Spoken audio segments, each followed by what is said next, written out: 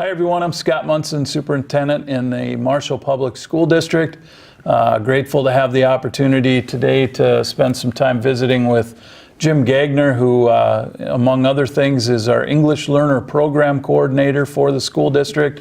And we've got some things that we'll go through and talk about relating to our English Learner Program that exists in all of our schools. And Jim, maybe we'll start off, first of all, welcome, and thank you for being here today. And maybe we'll start off with, if you can just tell everybody a little bit about yourself, your background, your position at the school district, and we'll start with that. Well, absolutely. Well, thanks for having me. I really appreciate it to come on and talk about our English Learner Program, or EL program, in the educational world as it's known.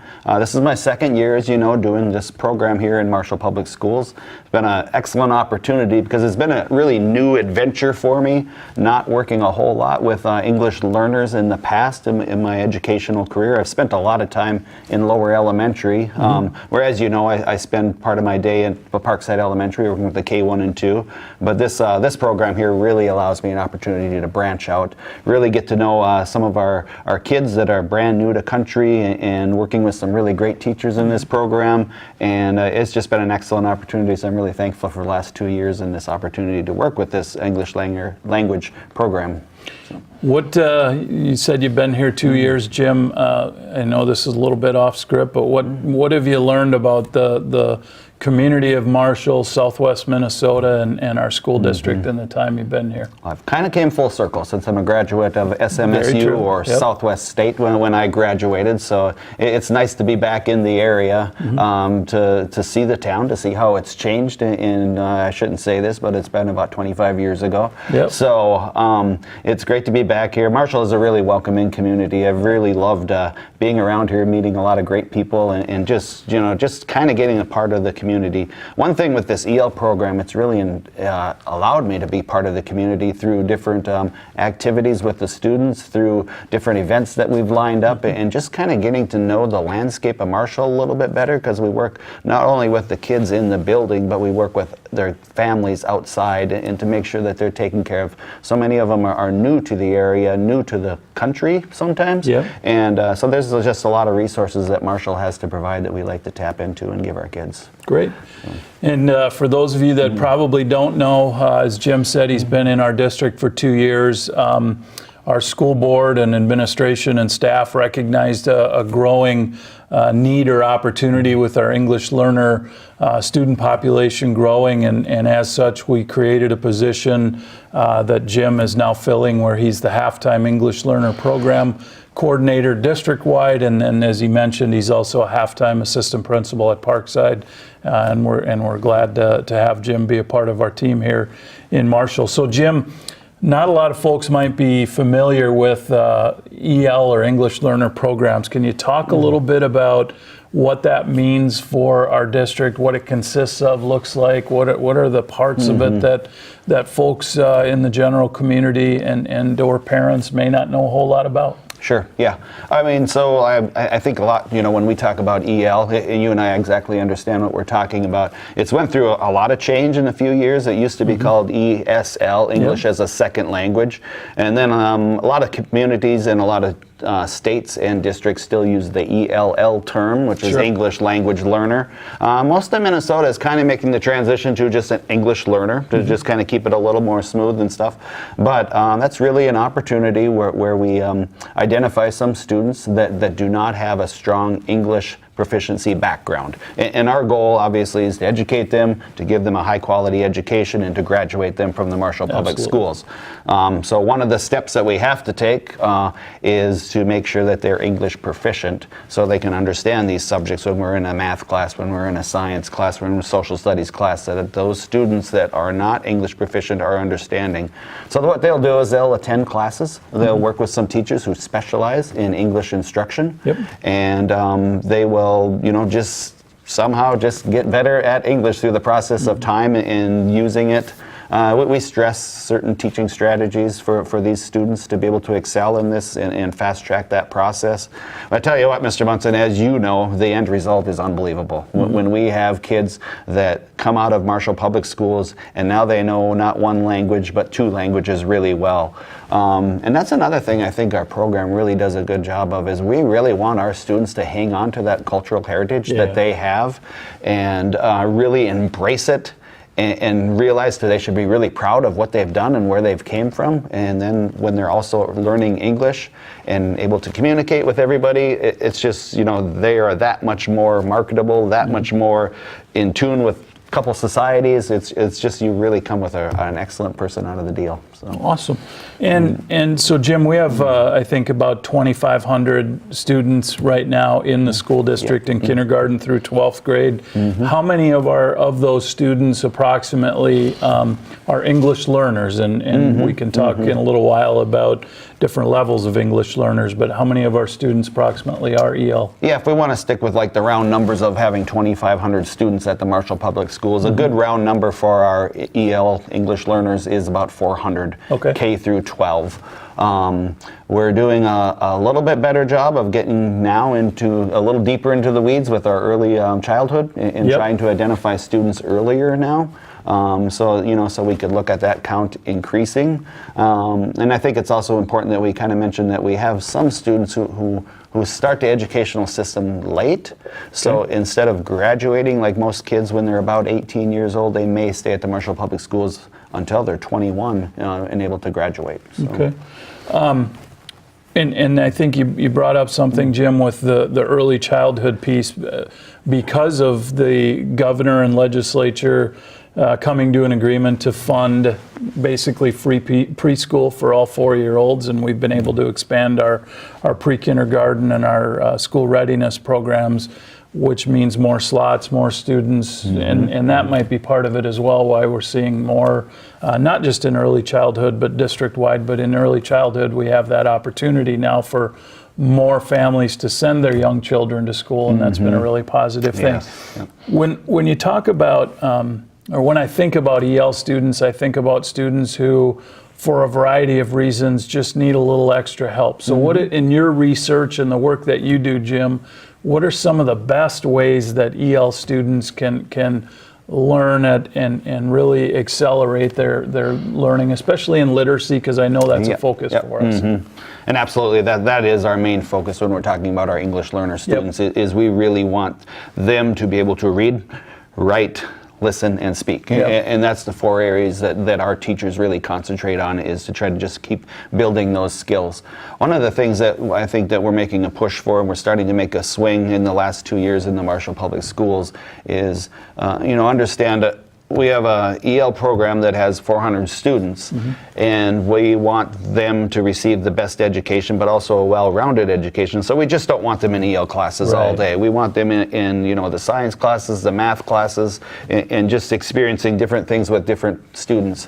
So kind of a push lately of mine has been to really try to start working with teachers to really work on creating a good English learner environment in their classroom. And as you and I have had these discussions before, where we're finding out that this is a lot of just best teaching practices that we're getting back to.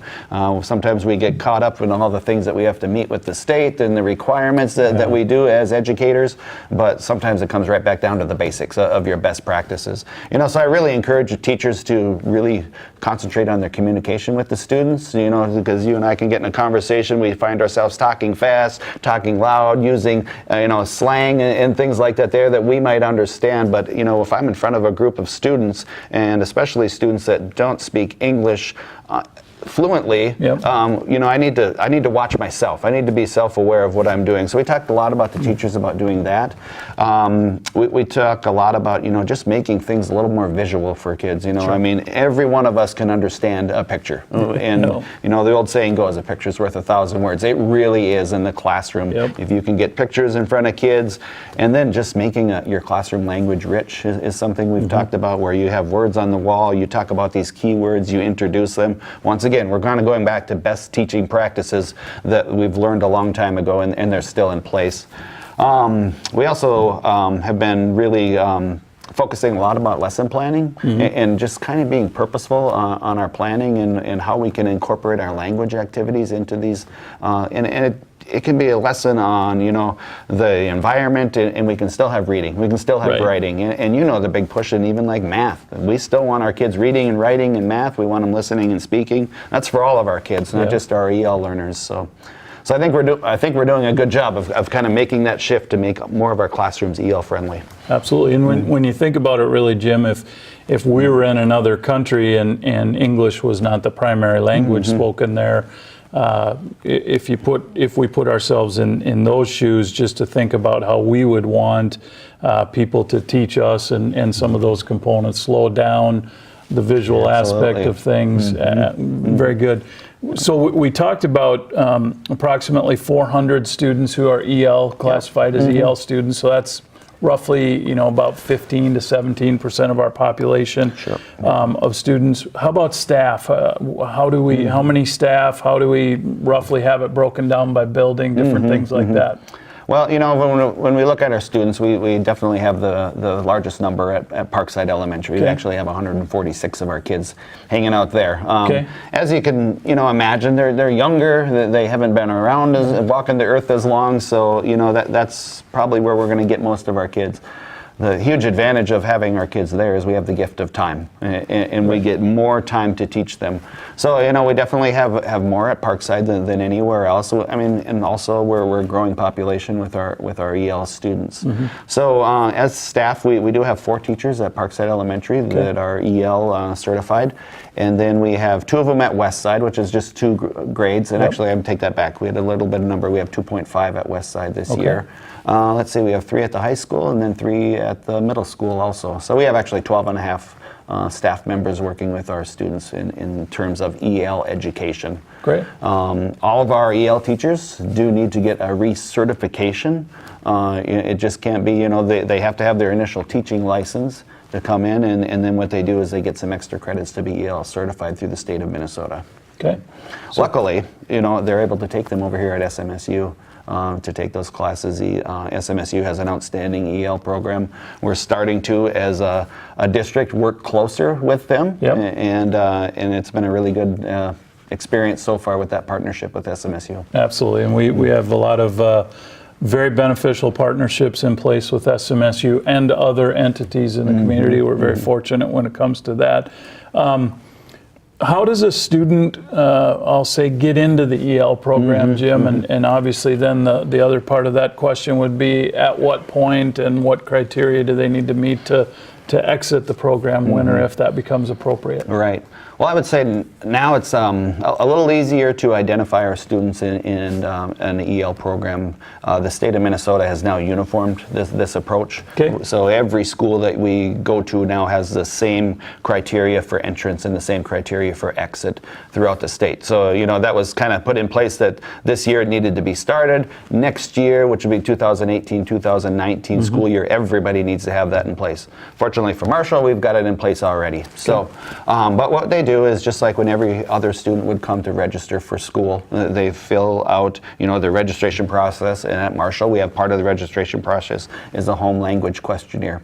And that kind of serves as our identifier. If we have any flags that would show that our students are doing at home anything other than English, that would identify them to do just a little bit more, you know, investigating on part of our EL teachers, myself as a coordinator, you know, sometimes our admin assistants are involved in that also. But then what we'll do is, you know, we may ask some questions about that, just kind of do an oral interview with that. That was part of the process, probably won't be next year. And then we'll move them into a testing state where we can identify what level of EL services they'll need. Our kindergarten students are the only ones that take a little bit different test, and then everybody else takes an online, what is called an online WIDA screener test. And WIDA is a huge thing in the EL world. They help us with our entrance with students, our placement with students, and then our exit with students. And then so just to kind of fast track there, you know, our students are in an average of 5 to 7 years in EL services of what they see. Some kids get out faster, obviously. Some kids take a little bit longer. But if I was to say how long is a student going to be in EL services, it would be about like 6 years is where they would be.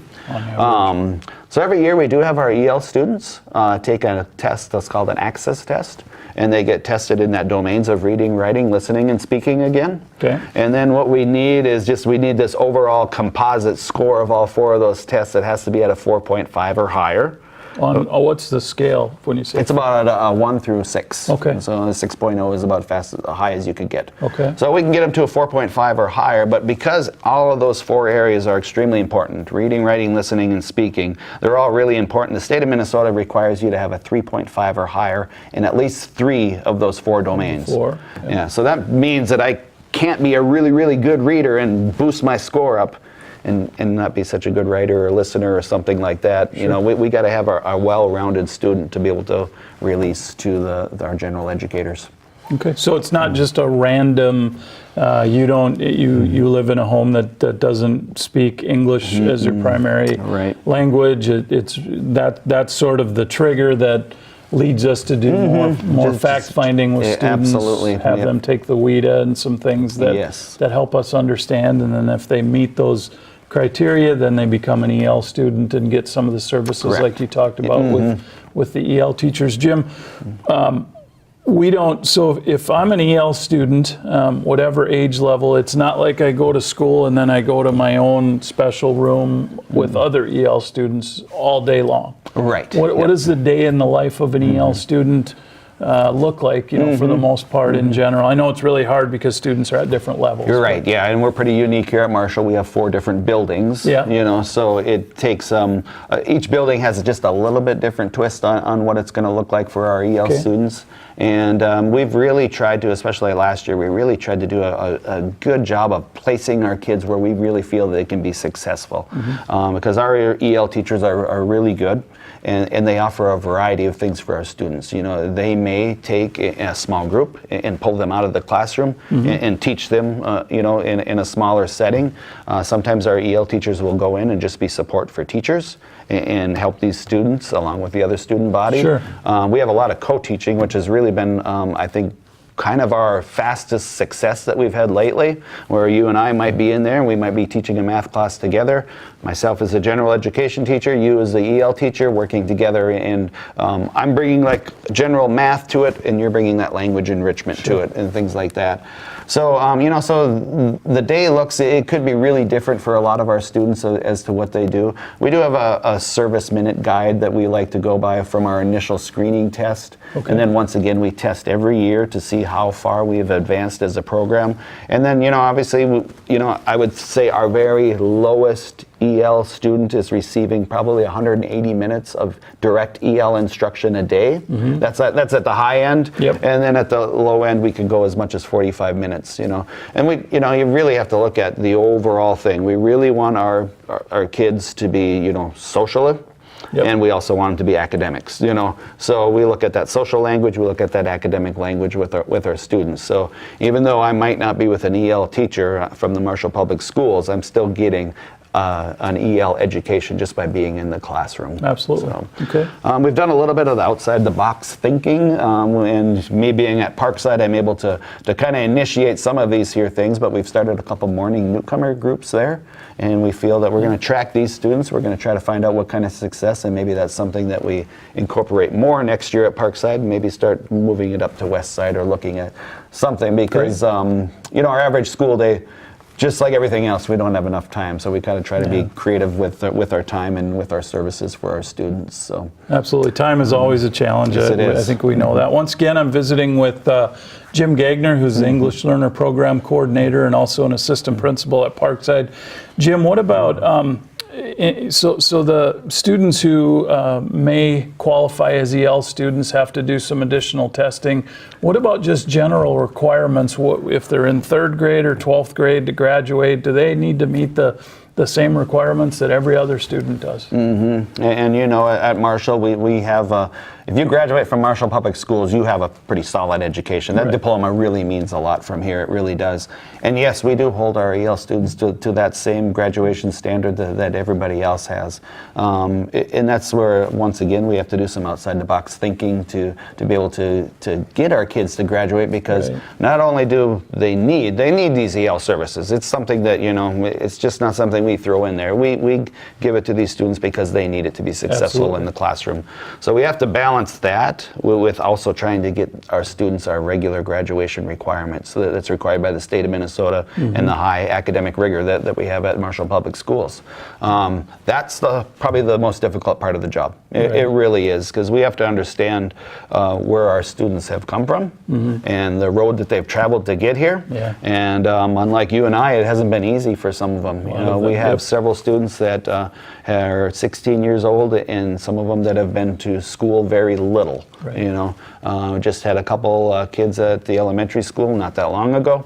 I think they should have had probably 2 years of school, and it was a total of 6 months. You know, so you can kind of think of the disadvantages that they've had. You know, a lot of our families are separated.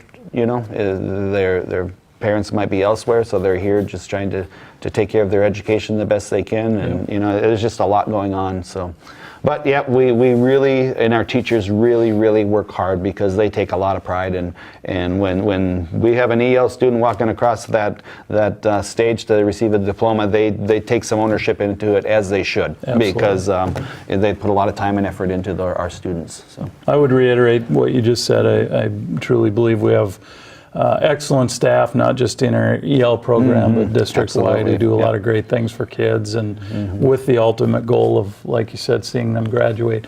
Talking about graduation, Jim, and you brought up a good point that we've seen more of in the last few years in Marshall, where we have 15, 16, maybe even 17-year-old students, children who come to our school district with very little, if any, formal education, and limited, again, if any, English speaking, listening, writing, reading skills.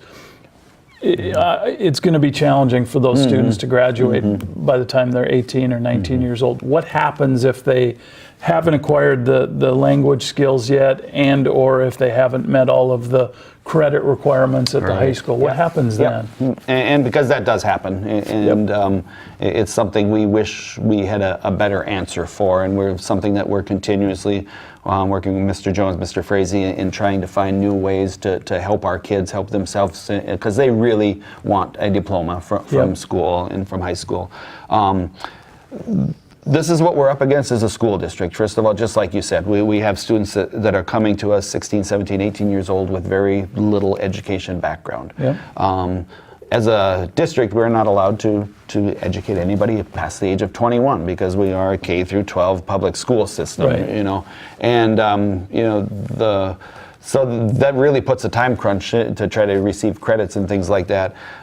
You know what, I'm very happy with it and very pleased that you and the school board have made the decision that even if we don't graduate our students, we want to give them the most and best education that we possibly can in the time that we got them. And that's something the Marshall Public Schools should be really proud of, that we care about kids to give them the best that they can.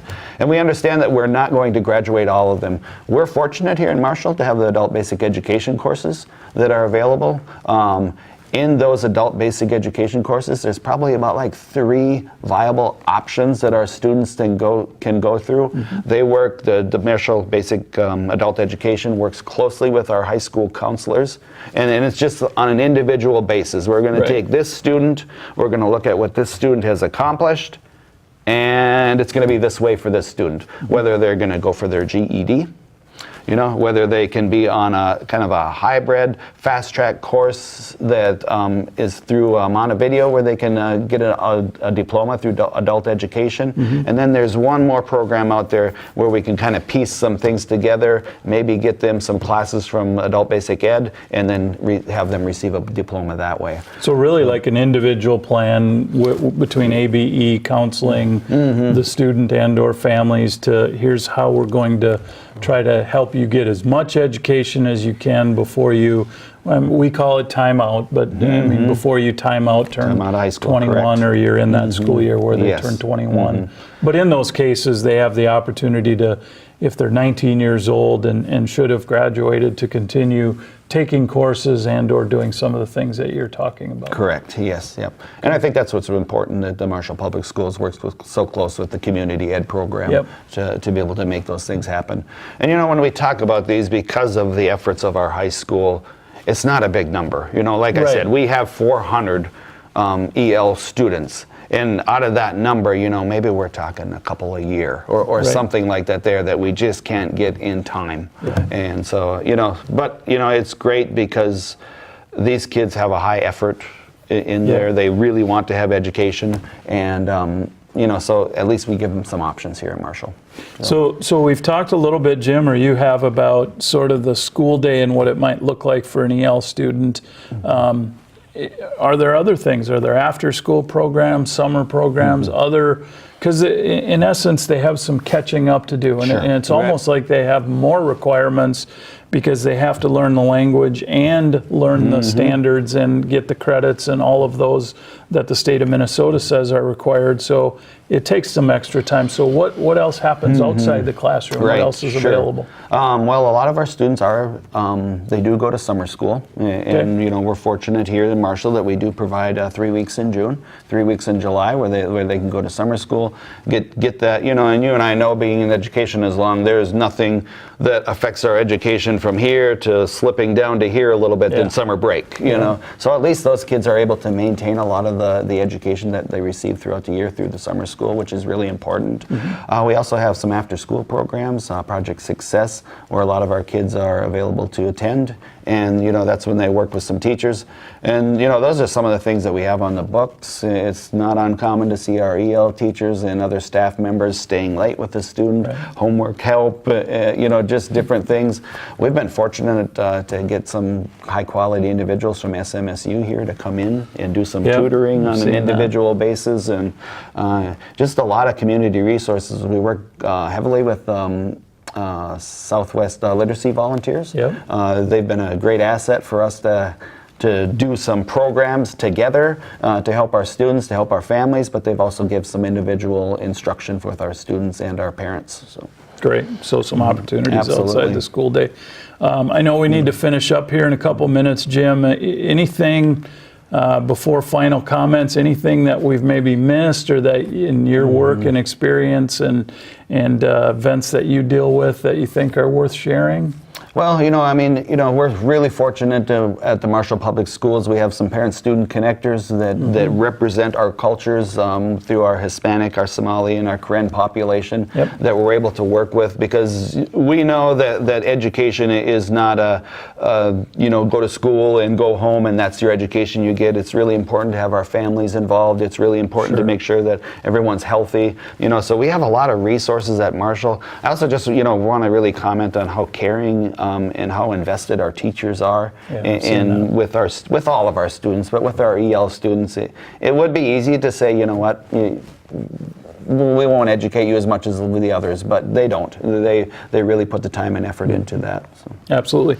You talked about parent-student connectors, Jim, and I think it would be really nice to get our parent-student connectors in front of the camera to have an opportunity for them to share what they do and some of their background. I know that they did that at a school board meeting here in March, and I think our board members and those who were in attendance really appreciated hearing their story, meeting them, hearing about the important work that they do. So I think in the future we can try to work that out with Studio One to make that happen.